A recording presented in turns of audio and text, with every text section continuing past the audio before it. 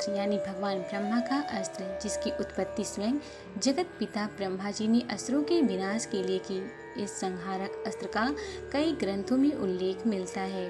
प्राचीन समय में देवी देवताओं द्वारा असुरों के विनाश के लिए इस्तेमाल किए जाने वाले अस्त्रों की शक्ति का हमारे पुराणों तथा ग्रंथों में कई जगहों पर वर्णन मिलता है। माना जाता है कि सभी दिव्य अस्त्रों में भगवान ब्रह्मा द्वारा निर्मित ब्रह्मास्त्र सबसे शक्तिशाली था।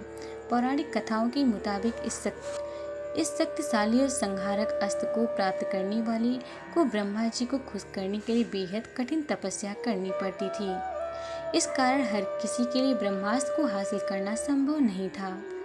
तो आइए जानते हैं कि कैसे भी विनाशकारी अस्त्र की उत्पत्ति और इससे जुड़ी कुछ खास बातें। जगत पिता कहे जाने वाले भगवान ब्रह्मा, जिन्होंने सृष्टि का निर्माण किया था, ब्रह्मास्त्र को उन्हीं के द्वारा बनाया गया था। पौराणिक कथाओं के अनुसार असुरों ने जब देवताओं को पराजित करके स्वर्ग पर आधिपत्य जमा लिया था, तब ब्रह्मा जी ने स्वयं धर्म की रक्षा के लिए इस शक्तिशाली अस्त्र का निर्माण किया।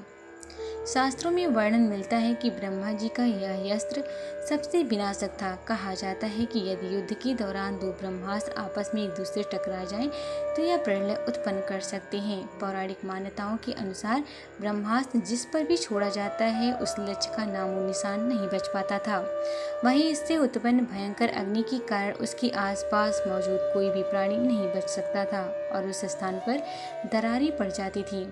ब्रह्मास्त्र की शक्ति इतनी थी कि लक्ष्य को भेदने के बाद वहां कई वर्षों तक पुनः जीवन की कल्पना भी नहीं की जा सकती थी।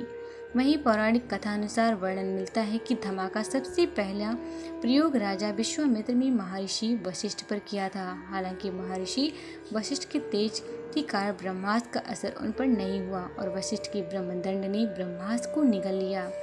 वहीं कहा जाता है कि अपने गुरु द्रोणाचार्य से अर्जुन को भी ब्रह्मास्त्र की प्राप्ति हुई थी।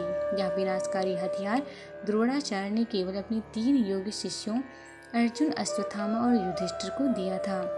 दोस्तों, इस लेख में दी गई सूचनाएं सिर्फ मान्यताओं और जानकारियों पर आधारित हैं। स्पिरिचुअल रियलिटी इनकी पुष्टि नहीं करता। किसी भी जानकारी या मान्यता को अमल में लाने से पहले संबंधित विशेषज्ञ की सलाह ले लें।